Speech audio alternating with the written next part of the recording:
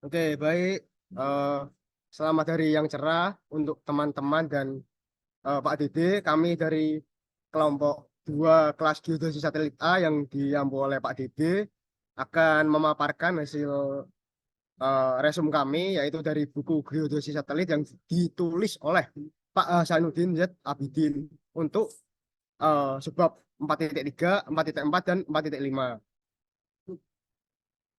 Nah, untuk anggota kelompoknya sendiri yaitu ada saya sendiri Muhammad Dani Ferro Rijal dengan NRP 5016 2211 Terus ada saya Syahdan Fardin Barik dengan NRP 50162111049.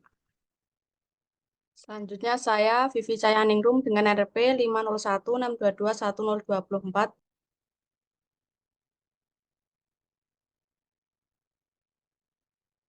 Saya Muhammad Zian Firmansyah dengan NRP 50162211058.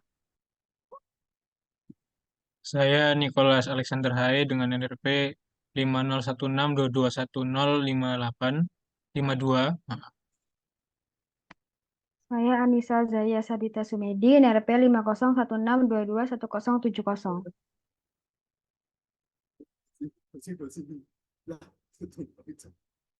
Saya Aisyah Anggita Ramadhani dengan NRP 5016221121. Oke, next. Nah, yang pertama itu adalah sistem koordinat orbital.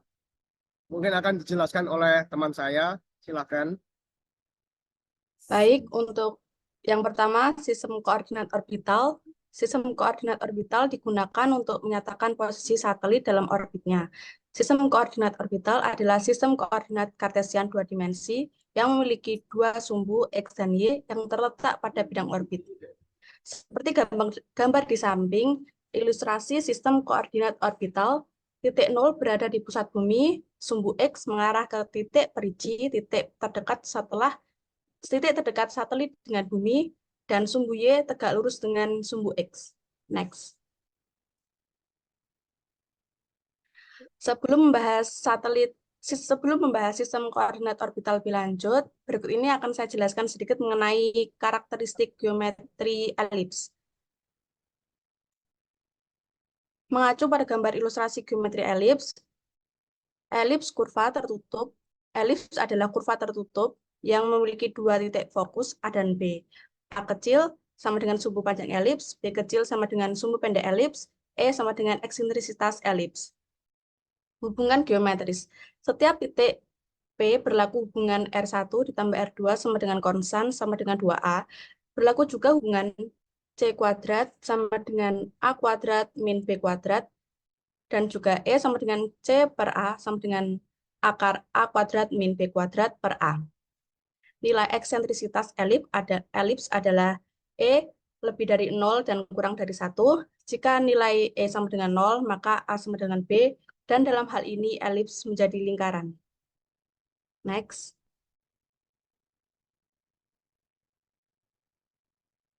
Dalam koordinat orbital, dengan mengacu pada gambar yang sebelumnya, vektor posisi geosentrik satelit R, X, dan Y dinyatakan dengan rumus X sama dengan R kali cos F sama dengan A kali cos E min eksentrisitas, dan Y sama dengan R kali sin F sama dengan B kali sin E sama dengan A akar 1 min E kuadrat kali sin E.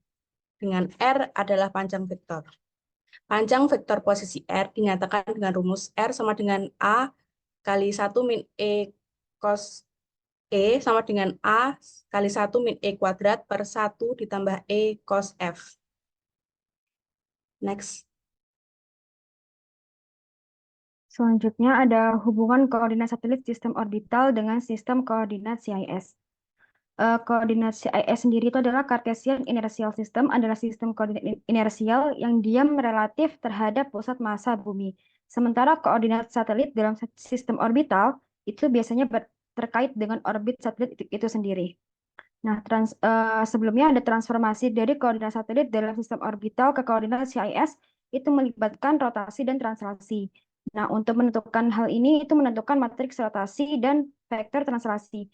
Untuk menentukan matriks ini itu dibutuhkan parameter yang pertama ada inersi, yang pertama ada inersial yaitu yang I, yang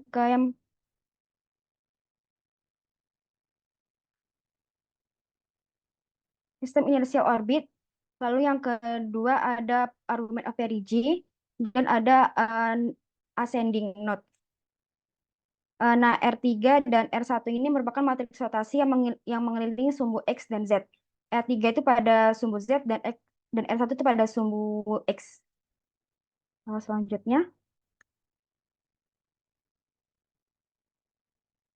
selanjutnya, itu ada laju satelit dalam orbitnya atau V.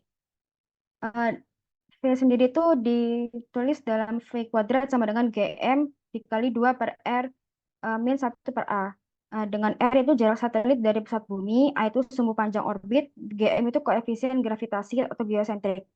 Di mana kecepatan satelit itu maksimum di perigee dengan kecepatan di perigee itu ditulis dalam VP, terus minimum di apogee dengan kecepatan di apogee adalah VA. Hubungannya itu adalah VP sama dengan akar GM per A dikali akar 1 plus E per 1 min E. Itu adalah eksentrisitas. Terus ada VA itu sama dengan akar GM per A dikali akar 1 min E per 1 plus E. Dalam hal ini juga berlaku hubungan VP dikali RP sama dengan VA kali RA. RP sendiri itu adalah jarak perigee dan RA itu adalah jarak apogee. Kedua jarak ini itu dihitung dari pusat bumi. Selanjutnya. Lalu ada periode orbit. Periode orbit itu merupakan waktu yang diperlukan oleh anomali menengah untuk berubah sebesar 360 derajat. Nah, anomali menengah itu adalah salah satu elemen orbital yang menggambarkan posisi relatif suatu objek seperti satelit atau planet dalam orbitnya pada waktu tertentu. Hal ini ditulis rumusnya yaitu T atau periode sama dengan 2pi per N sama dengan 2pi akar A pangkat 3 per GM dengan N adalah mean motion. Selanjutnya. Lalu jarak dan tinggi dari apogee serta perigee itu bisa diestimasi. Nah, untuk gambar di sini itu menjelaskan bagaimana jarak apogee dan jarak perigee. Jarak apogee itu adalah RA, jarak perigee adalah RP. Jadi jarak perigee itu jarak dari pusat bumi ke titik perigee. Kalau jarak apogee, jarak dari pusat bumi ke titik apogee. Tinggi perigee atau HP itu adalah tinggi perigee di atas permukaan bumi. Tinggi apogee adalah tinggi apogee di atas permukaan bumi. Berdasarkan pengamatan jarak dan tinggi, ada sejumlah parameter orbit satelit seperti A dan E yang dapat dicari, yang dapat dihitung melalui persamaan sebagai berikut. RA sama dengan A plus C sama dengan A dikali 1 plus E, RP sama dengan A min C sama dengan A kali 1 min E, HA sama dengan RA min AE sama dengan A kali 1 plus E min AE, HP sama dengan RP min AE sama dengan A kali 1 min E min AE. Dengan AE di sini merupakan sumbu panjang dari bumi.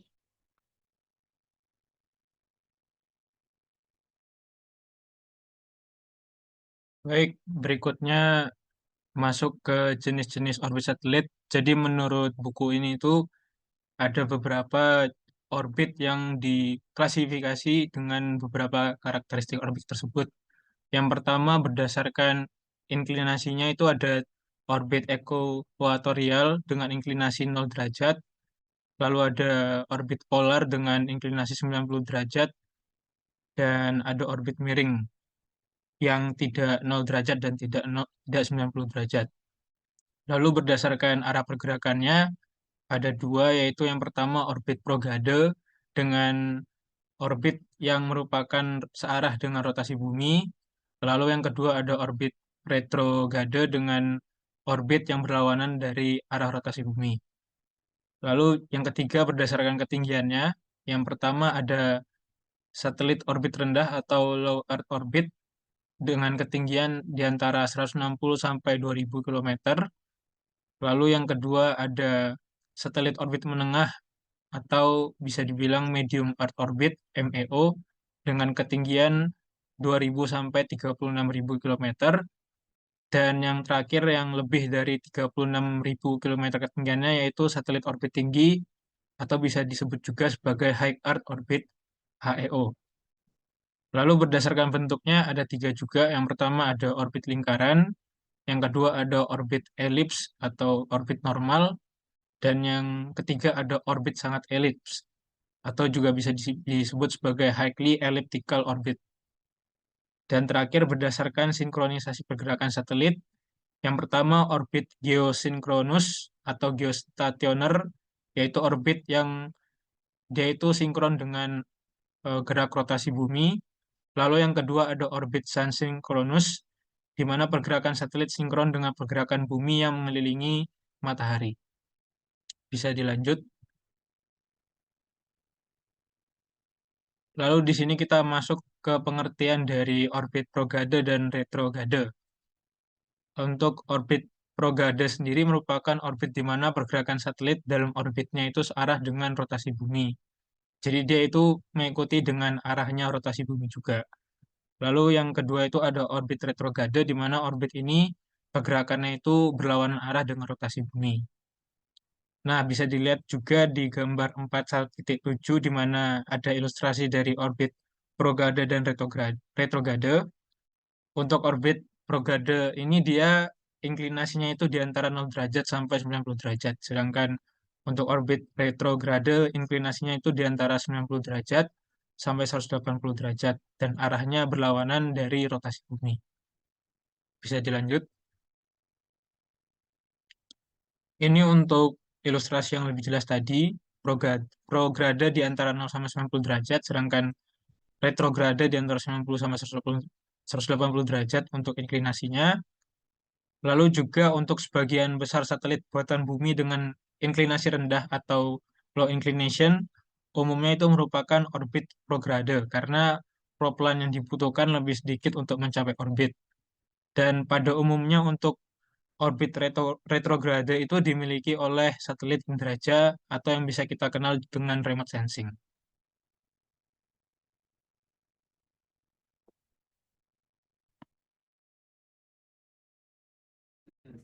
Baik, selanjutnya yaitu ada orbit polar.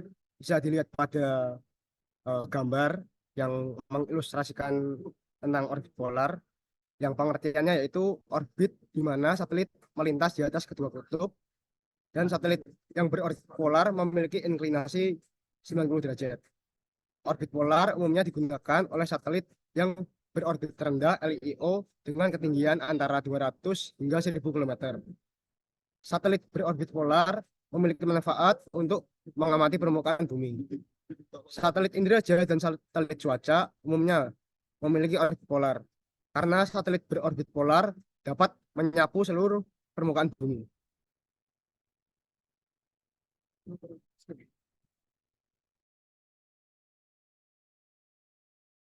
Selanjutnya ada orbit geostasioner atau nama lainnya geosinkronus. Nah, itu pengertiannya adalah satelit yang mengelilingi bumi dengan kecepatan dan arah yang sama dengan kecepatan dan arah rotasi bumi. Nah, dikarenakan orbit dari geostasioner ini relatif tinggi, maka footprint atau cakupan wilayahnya di permukaan bumi dari satelit geostasioner relatif sangat luas. Di samping itu, karena posisinya yang relatif diam di atas suatu wilayah permukaan bumi, maka orbit ini banyak digunakan oleh satelit komunikasi. Walaupun orbit geostasioner dapat menjaga suatu satelit berada pada tempat yang tepat di atas ekuator, perturbasi orbital dapat menyebabkan satelit secara perlahan-lahan berpindah dari lokasi geostasioner. Oke, lanjut.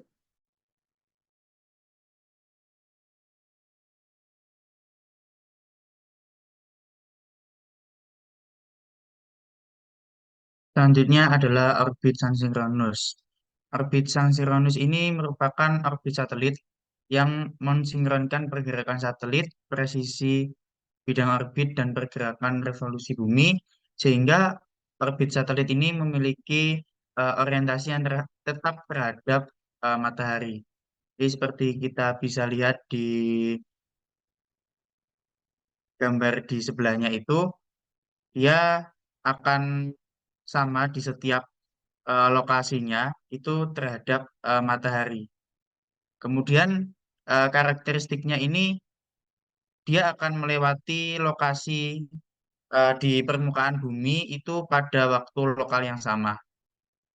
Dan biasanya ini digunakan untuk orbit satelit penginderaan jauh, pengintai, dan cuaca.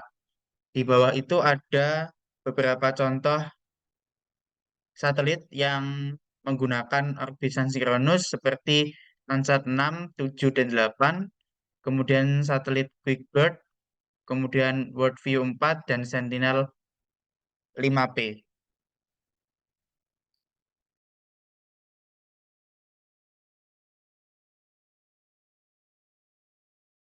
Kemudian ada jejak satelit. Jejak satelit di permukaan bumi adalah garis yang menghubungkan titik-titik subsatelit, titik potong satelit, dan pusat bumi pada permukaan. Umumnya berbentuk kurva sinusoidal.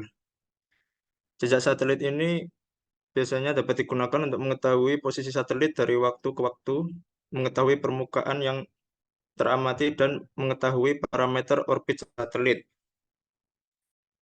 Kemudian satelit berorbit geostasioner, titik jejaknya akan tetap dikarenakan satelit yang berorbit geostasioner memiliki inklinasi 0 dan periode orbitnya sama dengan periode rotasi bumi. Lalu satelit berorbit geostasioner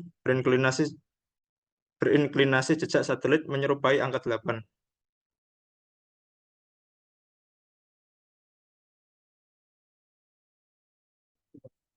Baik, mungkin itu tadi adalah sedikit pemaparan dari resume yang telah dibuat oleh kelompok 2.